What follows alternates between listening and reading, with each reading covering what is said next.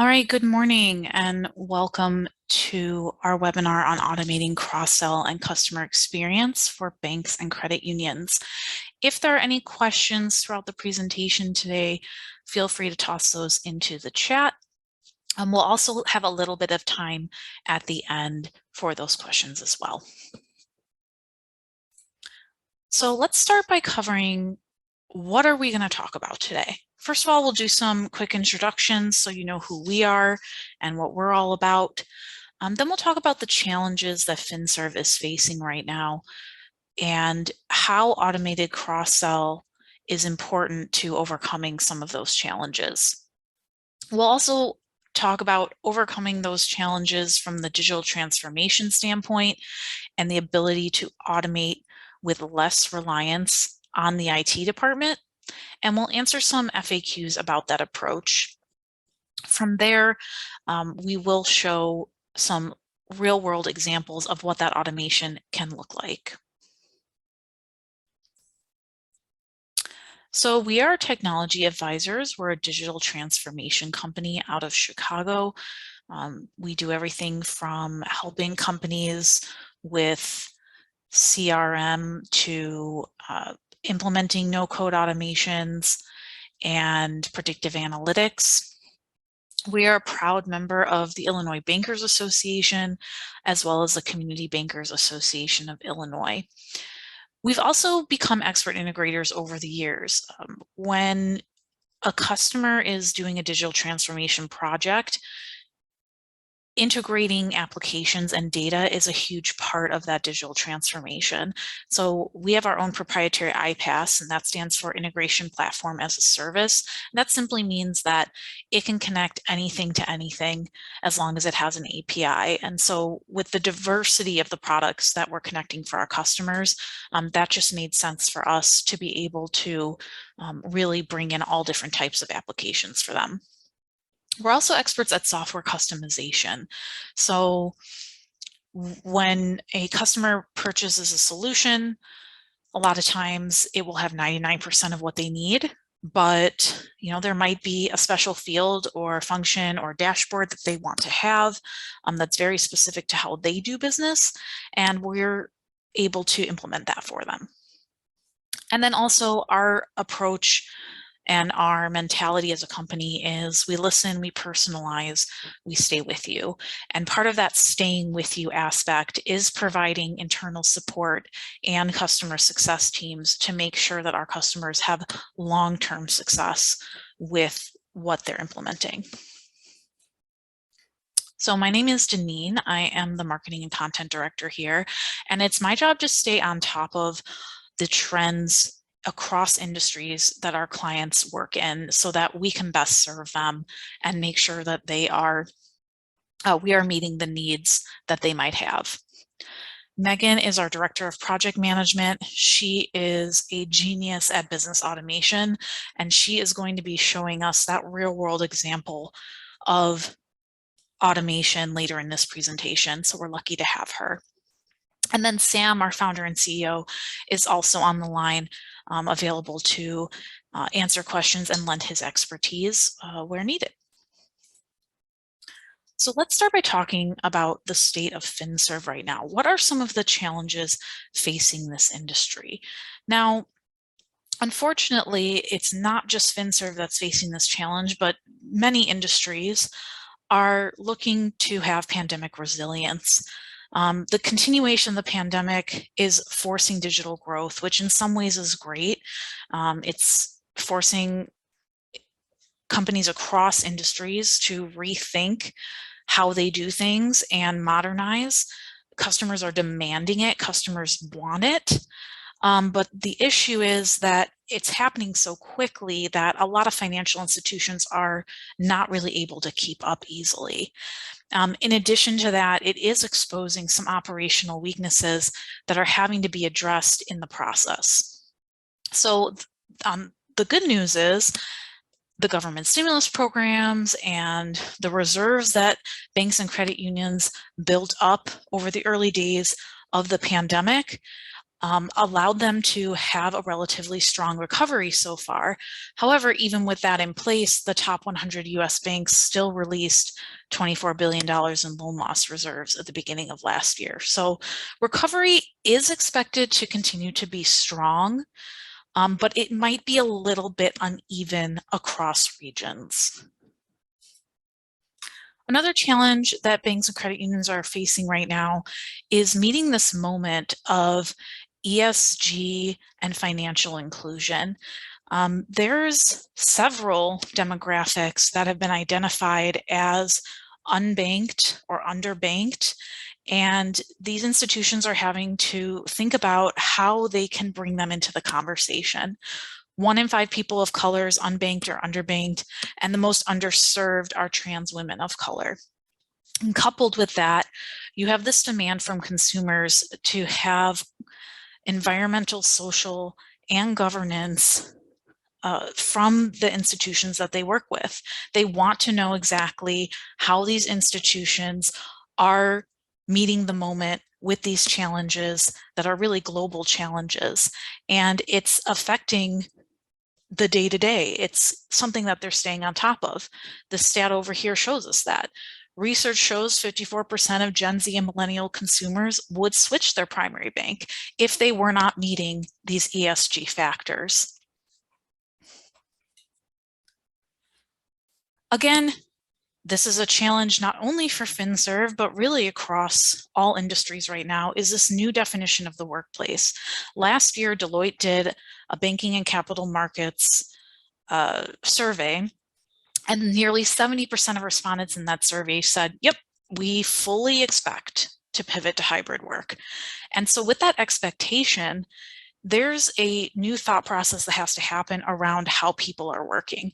How can we create this hybrid model without inequalities, with rethinking how exactly we're managing people on the day-to-day? It's less now time tracking and it's more task focused. How are we recognizing unseen work? And coupled with that is the idea that, all right, not only do you have consumers demanding from the outside, hey, we want more digital experiences, we want better ways to interact and engage with the organization.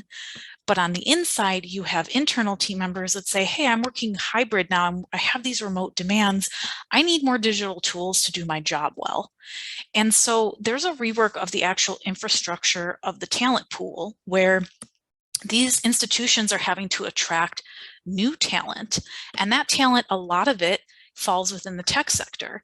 If we look at some of these outcomes from Deloitte's survey, we find that, yes, banks and credit unions are looking for new talent specifically around AI and machine learning, specifically around data analytics and software development, but they're having a lot of trouble filling in those gaps.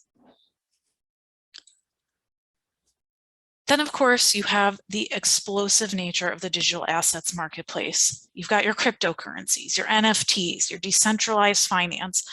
All of these things are coming together and they're creating a real perfect storm here. What FinServ's job in this moment is to find a way to incorporate these things. A lot of them are partnering with many of these companies, but they also need to be able to help clients allocate strategies around them. And the majority of financial advisors have been slow to present clients with a thoughtful digital asset allocation strategy.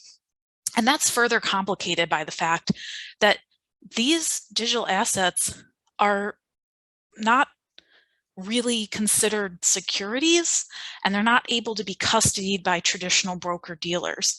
So they're having to get creative here. It's kind of a wild west right now, but everybody is being very alert and on top of what's going on because they see the direction this is going and the potential additional challenges that it could pose if they're not aware of what's happening. And then lastly, we have what we'll call the tech trap. Okay, so FinServ is working really hard. They recognize the importance of digital transformation. They recognize the need to get up to speed with these automations and experiences for their customers. But as we mentioned earlier in this presentation, they're finding it very difficult to acquire the right technical staff to make that happen, to make that a reality. And in the meantime, it's happening so fast, and there are so many gaps being revealed in the process that it is very fragmented. So you have this localized, incremental push towards digital transformation. And because of that, the full potential of those investments is not being realized. And it's not really entirely their fault. You've got a lot of stuff going on in the background. You've got acquisitions and mergers happening all the time. Every time you acquire a new property, you're making your infrastructure more complex. That's another thing for your IT team to contend with. At the same time, you're trying to figure out, all right, well, we've got this legacy technology that we work with. Yeah, it's old school, but we like how it works. What do we do now in the bigger theme of digital transformation? Can we incorporate this legacy tech into our new processes, or do we have to make moving away from this legacy tech part of that bigger conversation? That can slow things down as well. And then again, it goes back to organizations not having a big enough pool of personnel to manage the digital transformation. They don't have those analytics experts, those tech experts, the software development teams that can come in and say, this is how it should be done. This is where we need to go. So automated cross-sell, with all of these challenges going on, why is that so important in this moment? Well, what automated cross-sell does is it gives FinServ teeth.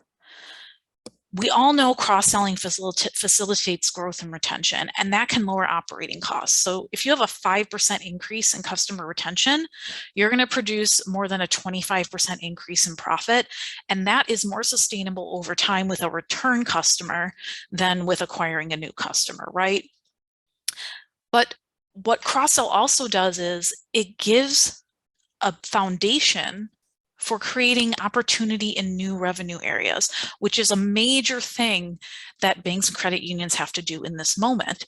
For example, you've got the elimination of overdraft fees. From a consumer standpoint, yay, that's great. We love that. But from the bank and credit union standpoint, that's crushing billions of dollars in revenue.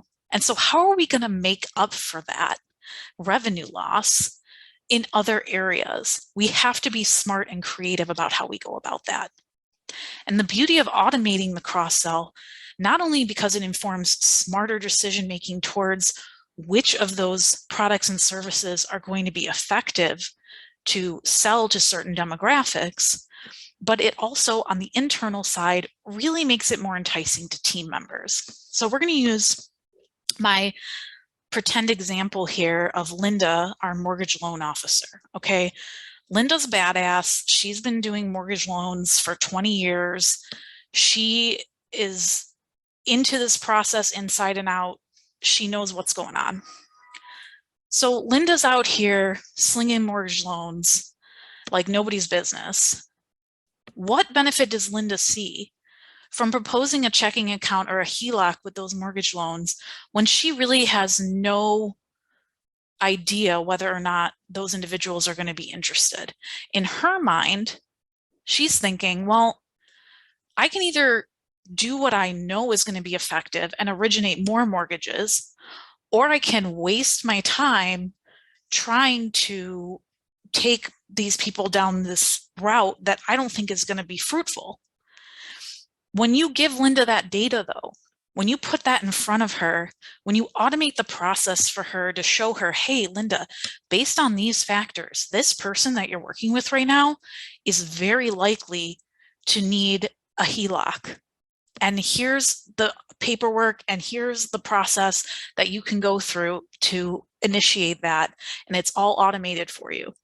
Now Linda is able to see, hey, there's actually a lot of possibility here for me to increase the revenue, and I don't really feel overwhelmed by the additional amount of work that comes with that. On the customer side, that automation also simplifies their process because they're able to do their part without having to go through a bunch of hoops either. Cross-sell is also helping organizations protect themselves against this competitive loss. You've got all these digital assets just exploding onto the scene.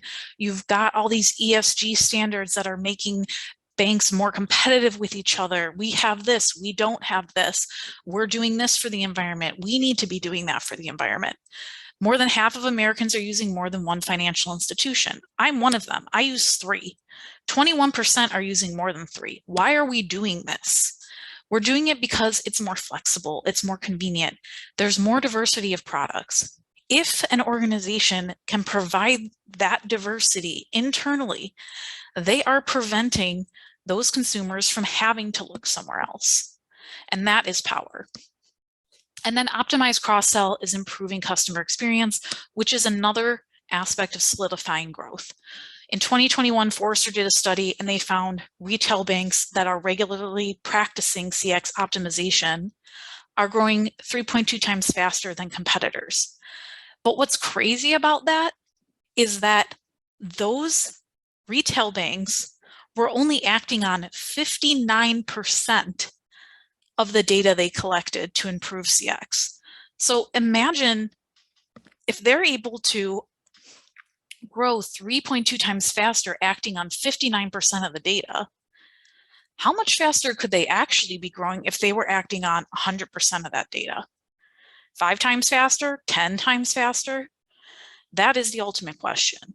So what is standing in the way of these FinServs providing the cross-sell and customer experience that they need to be providing? There's a couple of things. First of all, there's perceived risk. It's tying back again to this bigger theme of not having the tech resources, right? So if you don't have the right people who know how to work with the data, there's fear there. 42% of customer experience leaders in Forrester's study saw identifiable data as risky or extremely risky. Now that I can understand. You can see that down here. There's that 42%. That makes sense. Identifiable customer data is, definitely something that financial services and healthcare in particular, those 2 industries would be very, very nervous about, but every industry would be nervous about, right? You've got GDPR, CCPR, all these different regulations that are coming in that are really trying to give people more empowerment over their data and making it very scary for these institutions to think about what might happen if they overstep those bounds, right? So that makes sense. But what doesn't make sense is that they're fearing also at almost the same level the types of data that really actually aren't risky. And so what Forrester found was the less mature the banking strategy, the more likely a retail bank would fear the type of data that's not risky. And that's what we can see here in the numbers. Anonymized customer data, 40%, almost the same percentage of those who think identifiable customer data is risky, thought that that was risky. Anonymized customer data is awesome. Anonymized customer data has power. That's what you can use in a safe, secure way to inform machine learning and to form artificial intelligence and to inform analytics and get trends and information that helps you create more personalized solutions. We should not be afraid of this, but we are at such a high degree that that is a concerning statistic to look at. So again, skilled staff is an issue.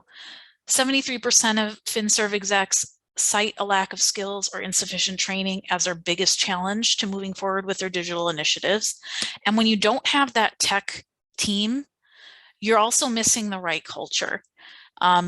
If you're not communicating the digital transformation to the team, not only at the executive level, but down to Linda's level, who's slinging mortgages, she's got to know, what benefit is this going to bring me? What can I expect from this? Why are we doing this? If you don't do that, it's going to fail. 80% of digital transformation initiatives that don't have a corresponding culture fail. The ongoing struggles with legacy systems, trying to decide how they fit into that picture, that's also causing some concerns around digital transformation and slowdowns. And then you have the fact that IT is having a lot of trouble justifying these investments. Forbes found that while a bank is implementing the active phase of transformation, the level of investment that creates tangible results is about 10% of the bank's annual expenditure. And that active phase can last anywhere from 1 to 3 years. So to a banking executive who's looking at the numbers, they're going to be a little bit scared of that. 10% is actually a lot. And IT has to make the argument that this is worthwhile. Meanwhile, the other thing that I really wanted to point out here was processes being created by the wrong people. So you don't have the skilled staff, right? You don't have the technical guys and girls working in there that you need who can inform the digital transformation process and create the automations you need. So you bring in specialists, you bring in people from other divisions, and you put them in charge of restructuring and defining all the processes. The problem with that is that they're not the owners of those processes. They're not on the ground floor with Linda every day. They don't see how things work in Linda's department. And so that is slowing down the overall vision of the digital transformation because they are seeing this with their own tunnel vision instead of seeing the bigger picture from somebody in the perspective of Linda's chair. So how can we overcome these challenges? Well, there's twofold. There needs to be the challenge needs to be met from the viewpoint of the digital transformation and the automation, and it needs to be met from the viewpoint of the internal teams and the cross-sell processes. So from the digital transformation aspect, leading from the top, not falling back on this concept of digitization, saying, hey, look, we took our loan process and we made all the documents digital. We're digitally transforming now, guys. No, that is the shortcut. That is the short-term mentality. And that's creating more of that fragmentation that we were talking about earlier. In order to fully transform and automate, you have to have a bigger vision and execution plan led by management, created by a steering committee of board members who are responsible for the outcomes of that. And those individuals have to work together with your existing IT infrastructure to define that and execute it. Meanwhile, IT has to really come into that conversation, emphasizing the benefits over the costs. Look, guys, we understand 10%, scary, very scary number. We get it. But what are we paying in the long term if we don't do this? We need the competitive advantage yesterday. And so the cost savings over time, the ability to scale quickly and have greater productivity and growth is going to outweigh those short-term costs. And that is what we need to look at today. And most importantly, letting teams build the processes that they own. Linda knows how she works. Linda knows what's effective. Let her build the automations that support the way she works instead of making things more complicated for her. Now, that's not to say that IT should be left out of this conversation. IT actually should be involved. They should have oversight and they should be monitoring and managing according to the vision and execution plan that management has defined. But what's beautiful about the approach that we're going to talk about in a minute is that IT doesn't have to be bogged down with the nitty-gritty of this. They are able to let these individuals take control of how they work, make sure it's in line with the execution plan, and spend more of their time at the higher level with the management team, helping them define exactly what that vision is. So when it comes to improving cross-sell and customer experience, there's a lot of things that you can do. We picked 3 that our customers have seen success with, and we just wanted to share with you. One is targeting differently, homing in on small business owners in particular. Why would this demographic be interesting or effective for cross-sell? Well, if you think about it, these people are self-employed, right? So they're wearing a lot of hats. They're the CFO, the CEO, the CMO. They're juggling a lot. If you can create actionable, helpful digital options that simplify some of those daily challenges that they have going on, you're creating real value for them. So the ability to track and manage their business activities, for example, with greater ease, juggle different income streams. You're cutting down on the manual work that they have to do, and that's something that they'd be willing to spend money on. Making fewer offers. When I go to a restaurant and I have a big menu set in front of me, I go through a range of emotions. The first emotion is excitement. I go, oh man, this is great. I have so many options. I can eat literally anything, and I'm reading through everything. I'm getting really pumped. But that excitement eventually turns to stress and anxiety, because now I see the waiter coming over for the second time in 10 minutes, and I'm thinking, oh man, I have no idea. I don't know what I want. There's too many things. I narrowed it down to 5. I'm not going to order all 5 of these. They're expecting an answer from me, and now I'm stressed out. So that same thing can happen in the FinServ environment. Customers presented with too many options become unsure of what they actually need. And so it's best practices to limit it to 2 to 3 offers per customer. Sure, that sounds like a great idea, Deneen. Let's do that.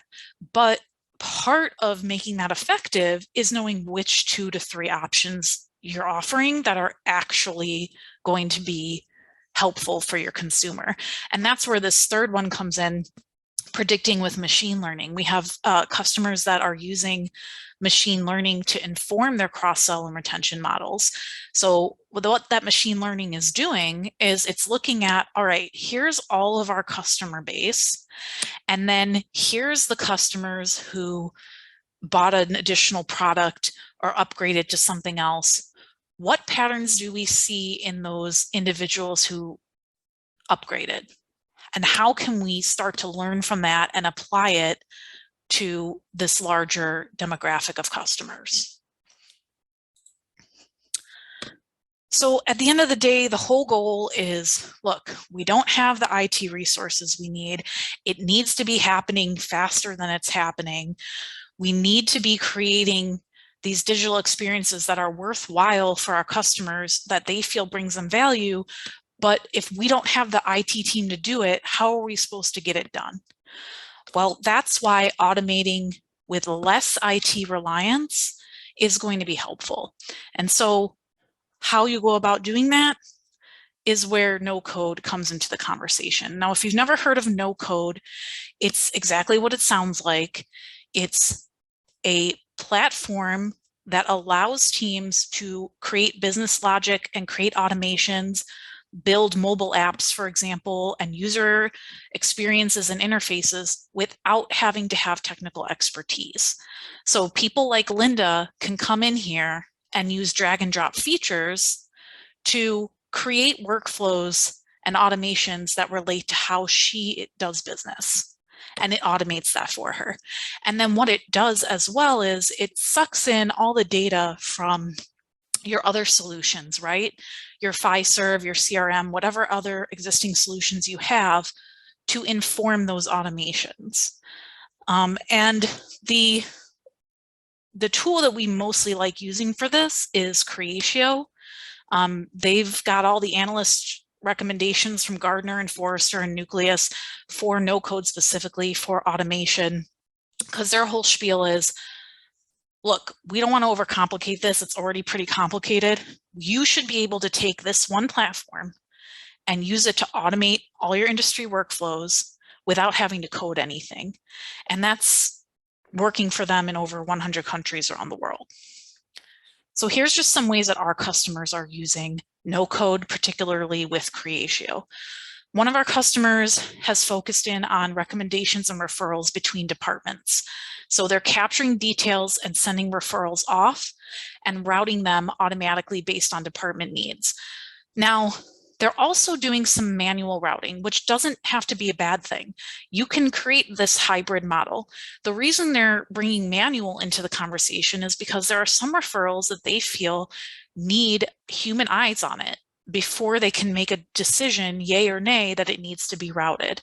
And so they've set up both of those automations to either send it to the appropriate person who has to give it the okay before it gets sent off, or if it fits in a different category, it's going to be automatically routed.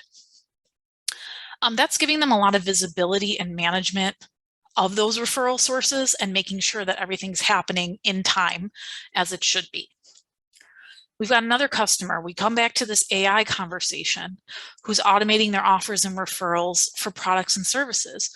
What did we say earlier? You want to limit how many offers that you're providing to 2 to 3. They can look at these AI recommendations and make informed decisions about what would be best for that particular customer in the moment. Automated referral resolution. All this data is great. We love data, but we also don't want to create data clutter, and we don't want to create any additional confusion. So one of our customers is particularly focused on trying to set up timeframes and corresponding automations that will expire referrals if they are not met in a certain designated zone. Or instead of having people have to manually go into the system and say, oh, I just converted this referral in, they bought this XYZ cross-sell product, the system's going to automatically do that for them so that they don't have to even think about it. And then we also have one customer that is very focused on cross-sell bonuses. And so what they needed was a dashboard where their management could identify these referrals and look at really quick snapshots of which teams are doing the best right now, which individuals in those teams are doing the best, and how can I use this data to calculate what these bonuses are going to be this quarter.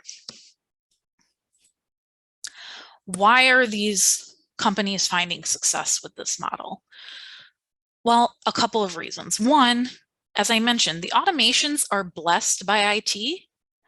IT has given the stamp of approval, but they are not overburdened trying to manage these automations. That is up to these individuals in sales, in marketing, and in customer service. Linda and her team are in there managing their automation for their digital loans on their own, and they're matching it to the way that they work and the way that makes sense for them. These individuals without this technical knowledge who are doing these actions are referred to as citizen developers in this no-code world. They are regular, everyday users in different departments that are making these moves.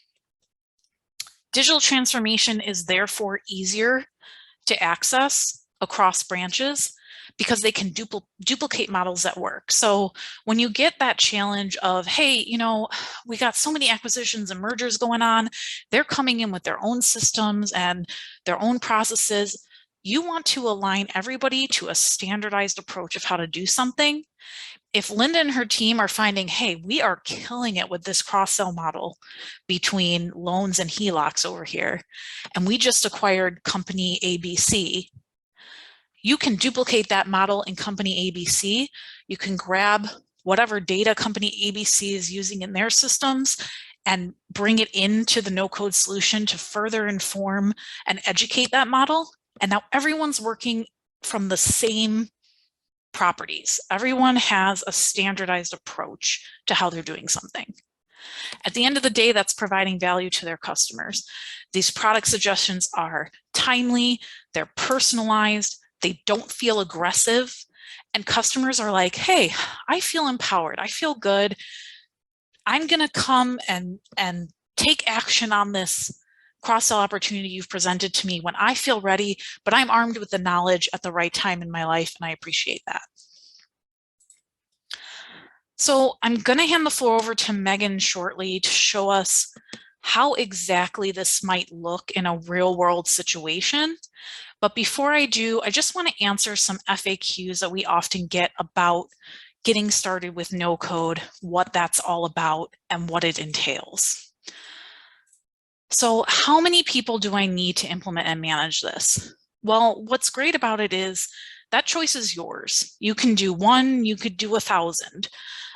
Most of our customers like to have individual teams that implement their own automations, and they might have one team leader who says, excuse me, okay, I'm in charge of putting it into the system, but we as a group are working together to decide what that process should look like first. How much does it typically cost? Implementation services can range widely based on the scope and how much you plan to use your own resources. We've completed projects as low as $10,000 and as high as $1.2 million. I can tell you for Creatio specifically, their licenses start at $60 a user per month for cloud and $50 a user per month if you want that on premises. How long does it take to get up and running?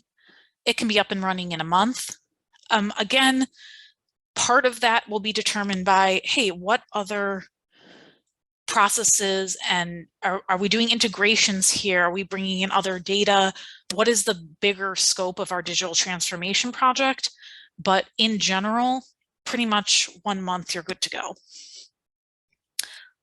Does it work with our existing software? I think I mentioned this before, but I want to just reemphasize the whole point of no code technology is that that platform is acting as a catch-all to bring in data from your other systems and inform the machine learning, the AI, and the automation necessary to execute what you want to execute. So yes, it does work with other platforms, Fiserv applications, CRMs, and more detailed industry-specific solutions. Yes, yes, yes. What if we don't know the processes we need? That is okay. We actually get that a lot. Well, that's where we can come in. We know the questions to ask to get to the heart of the problem you're trying to solve, and we'll help you figure it out. As we mentioned before, having this bigger vision of what you want to do with your automations and what you want to do with your digital transformation is a great place to start. What we can do is we do what's called a strategic discovery call. We just get on the phone with you and we find out, all right, give us the lowdown. Tell us what's going on with your business. Tell us what you envision for yourselves, big picture. And then we shave away at that and shave away at it and shave away at it until we figure out exact use cases for how you're going to apply no code to make that happen. And we set that all up for you. We help you define it in a way that is strategic and that is going to be scalable for the future. So that's where our expertise comes in. You don't need that to go into this process, especially if you don't have a huge IT team to implement it. That's where we can assist you. And then will we need training? If so, how long will that take? Teams will need a bit of additional training to learn how the system works. We provide that as well as long-term support. If you get questions that come up later, or you run into any sort of technical concerns, that can take anywhere from a few weeks to a few months, depending on how many team members you're trying to get up to speed and the complexity of what you're trying to build. But that training again is for Linda in the mortgage department and her team. Maybe we're training Linda and her team 1 week. Maybe we're training Bob and the sales team another week. And we're just getting everybody aligned to how are you specifically going to be using this solution for what you're doing. Okay, so now is the fun part. What does it look like in real life? That's where I'm going to give it to Megan to show us how this automation can be applied.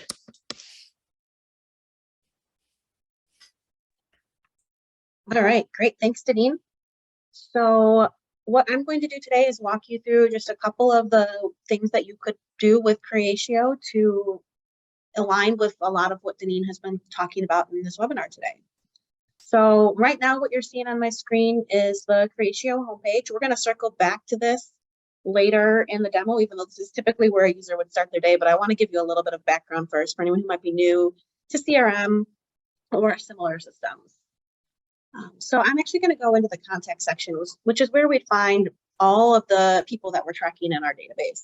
So this is going to be customers, prospects, people who are associated with business accounts. The businesses themselves would be tracked in legal entities, but the associated people would be under contacts, and really any other, category of person you might want to track. Sometimes for mortgage bankers, real estate agents are really important contacts. And so you might have a group of real estate agents in your contacts database as well. All of this data is going to be very much searchable. So there's a few different ways that I might do that. There's a keyword search tool here at the top of the screen, which is basically like your Google search inside of your CRM. There's also a panel I can open over here where if I'm facing a consumer, I can do a quick search based by some sort of identifier like social security number, by phone number, by the credit card number or ATM card number. Just give me some quick, commonly used identifiers that I can easily search by to quickly find somebody in particular in my system. You're also going to want to be able to work with lists of data, and that's where filtering can come in handy. So you can create ad hoc filters on the fly using any of the data that you've got tracked inside the database, but you can also create saved searches or folders and easily pull up different lists within the system. So I could find everyone, for example, who's got a deposit or investment account, because I've got a saved search for that where I can easily pull that list up. These can be shared out with teams or with all of your users as appropriate so that people don't have to build all of their own folders and searches. They can, leverage the work that other teams or other people are doing. So I'm going to go to my demo records folder here, just quickly get to a couple of contacts that I've identified who've got some data that we want to look at today. And let's take a minute to kind of just walk through what sort of data you might track inside of your CRM. So we're going to circle back and talk about offers here in a minute. But obviously, one of the things we want front and center is just the basic contact information for somebody. What's this person's name, their phone number, their email address, their identifiers, whatever those key numbers are, we can easily make those available here along that left profile column. So Creatio as a no-code tool makes that really easy to modify and develop. You can drag and drop fields around on the page to organize them in the way that's going to make the most sense for your users. And then outside of this key profile information, I can have as many other data tabs and sections on my screen as I want. So whatever is going to, again, help my users the most to make sense of the data that I'm able to see inside my CRM. That can include some quick charts or metrics where I can easily identify key facts just at a quick glance. How does this person compare to other contacts or to our measurements that we look at as we're quickly identifying the health of a customer? How tightly engaged with this customer are we? For pretty much any financial institution, integration with your core banking system is going to be really essential.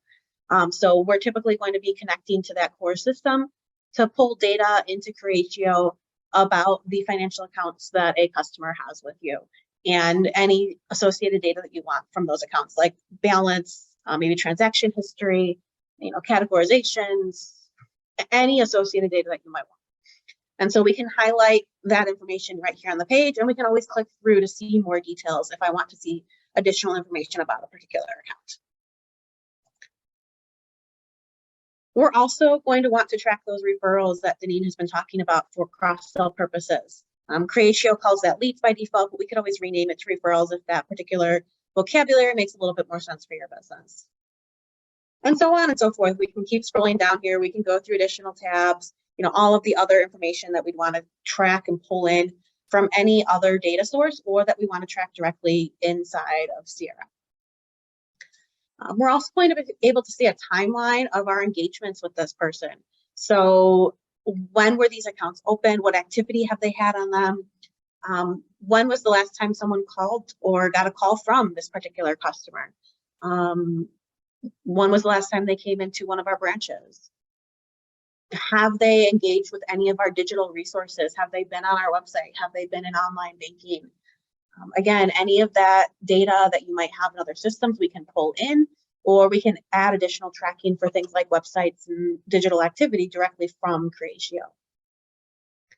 And so again, we can have as many of these different, tabs with different data as possible. I don't want to get too far down into the weeds here. But the idea here is that this is going to be that 360-degree view that you're always looking for of your customers, bringing together data from different legacy systems that you might be using so that you have one place where you can actually see everything about this particular person or this particular business in the case of a commercial account.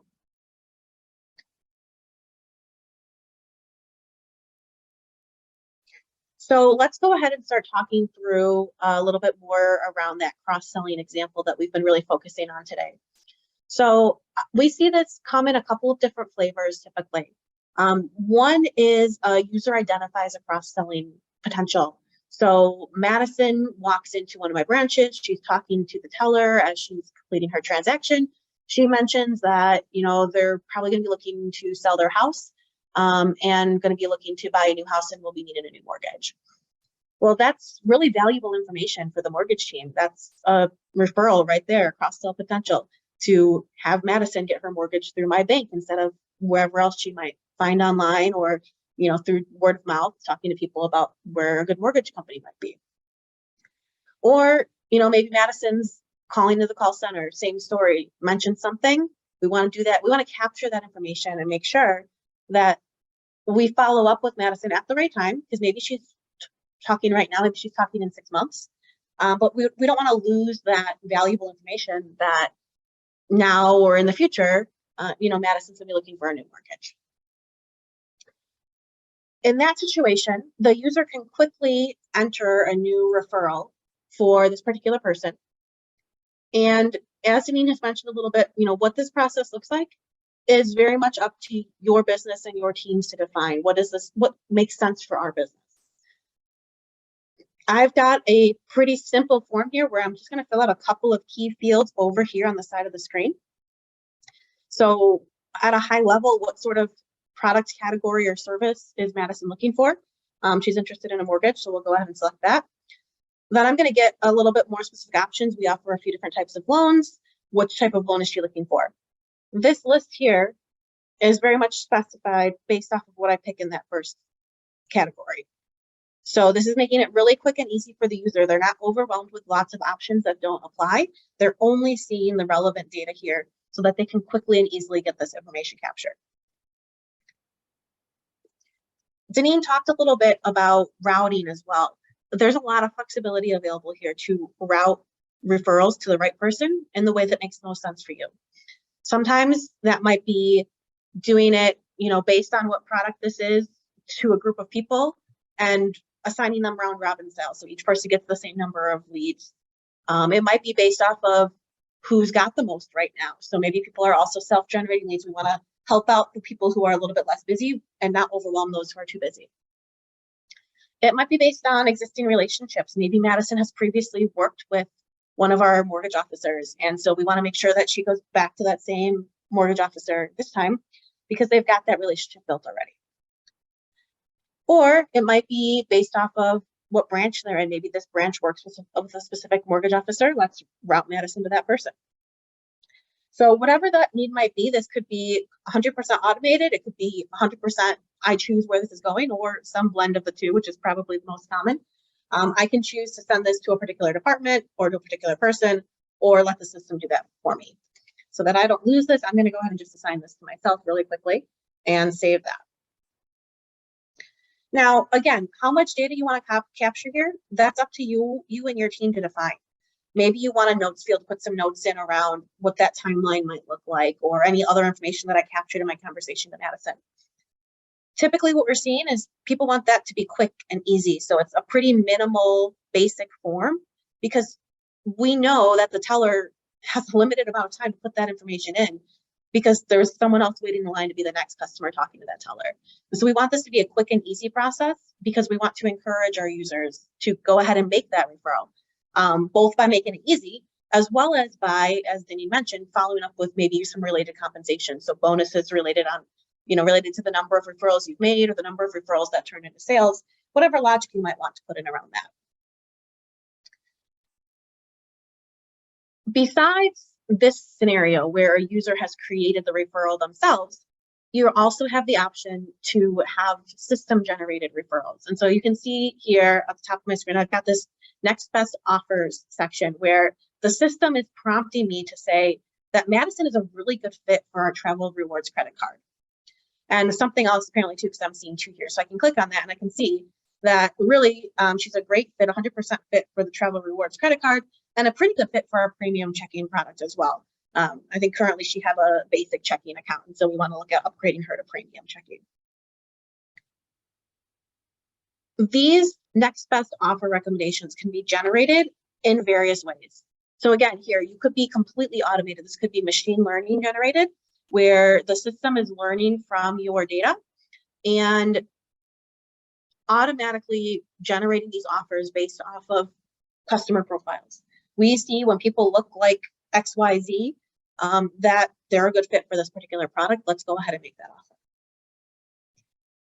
But it doesn't have to be only automated. It can also be something like we have industry knowledge. We know our customers. We know that when a customer has A, B, and C, product D is a really good fit for them.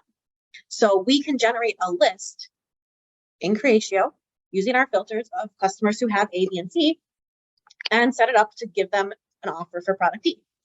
And that could be something we do one time as part of a marketing incentive.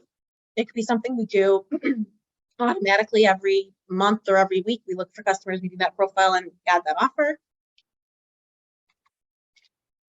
Again, there's a lot of flexibility here. And speaking of campaigns, another option would be to integrate this into a marketing campaign. So maybe we're sending an email about a particular product, and we want to take everyone who opened that email or clicked the link in that email and make an offer to them. Again, that could be automated as part of our campaign process to do that. I need to move myself along here though, because I'm talking a little bit longer than I had planned. So what I want to do is jump over to the referral that we've created for Madison here. And assume now that I'm in the different role, I'm now the mortgage officer, this referral has been routed to me. I'm going to have a set of steps that I want to go through in order to move Madison along through our process. These steps might be different for one department or one product for another, and Creatio absolutely can handle that with different processes triggered based off of any of the categories that we're assigning over here. And these processes could absolutely be customized to your business. Oftentimes, especially with something like mortgages, we're also going to be interacting with an application system. So there again, integration can be really important to when we get to a certain point. We've talked to Madison. She said, yes, I'm definitely interested in applying for a mortgage with you. We want to trigger sending that over to our application system because we don't want to have to retype all of Madison's information there. And we don't want to be asking her questions for information that we should already have in our system. Once that application is entered there, we want to feed data back probably to our referral so that we know where is it at in the process. And then Deneen had also mentioned an automation we've seen a couple of times now is if Madison opens a new mortgage, I don't want someone to have to come back in here to Creatio to this referral record and say, great, Madison opened a new mortgage. Let's click a button to say that. The system can be smart enough to recognize that.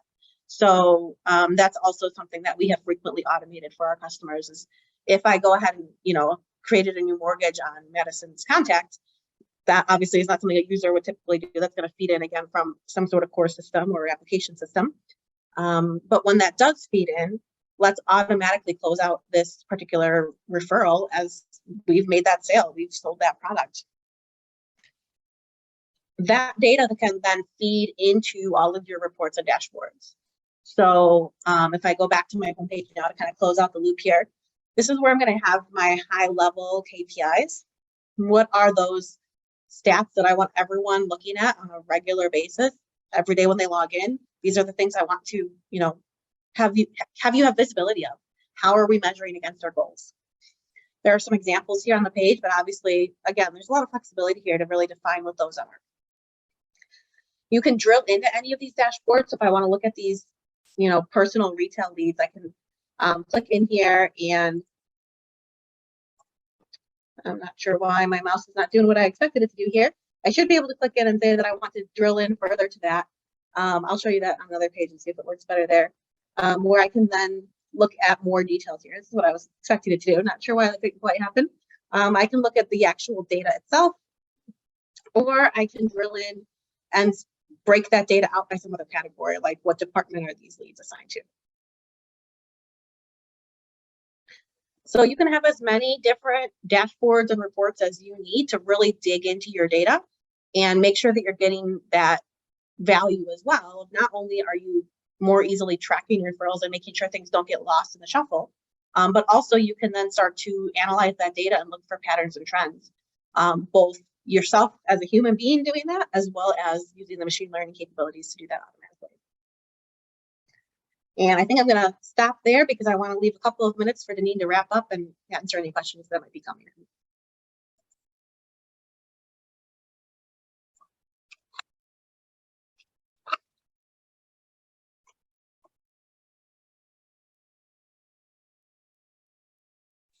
Sorry, I was muted. Can you see my screen? Yes. Okay, great. Thank you for that, Megan. So I know we covered a lot today. I'm going to break this up for you and send it to you. I'll send you the full recording. I'll also send you the broken down version in case there's specific areas that you want to reference later on. But if this seems like something that you might be interested in, that your organization is really looking to get this automation going quickly, and you want to find out if it's going to be the right fit, we will do a free consultation for you, and you can reach out via our general email, which is sales@techadv.com. You can reach out via our phone number, or if I'm emailing you these materials afterwards, you could even go as simple as you can just reply to that email. I'll get it and I'll route you to the right person. We don't charge for those consultations. We just try to get a feel for what you're trying to accomplish and whether we can help you do that with no code. I appreciate everybody's time today. I hope this was informative for you and helpful for you. And just keep an eye out for that follow-up email from me. I don't see any additional questions right now, so I'm going to go ahead and assume that my FAQ section was thorough. But of course, if anything does come up, you can certainly, again, respond to that email I send you, or shoot us a message at sales@techadv.com, and we're happy to have a conversation with you. Thanks so much, Megan, for your time and for all of your time today. And I hope everybody has a great week.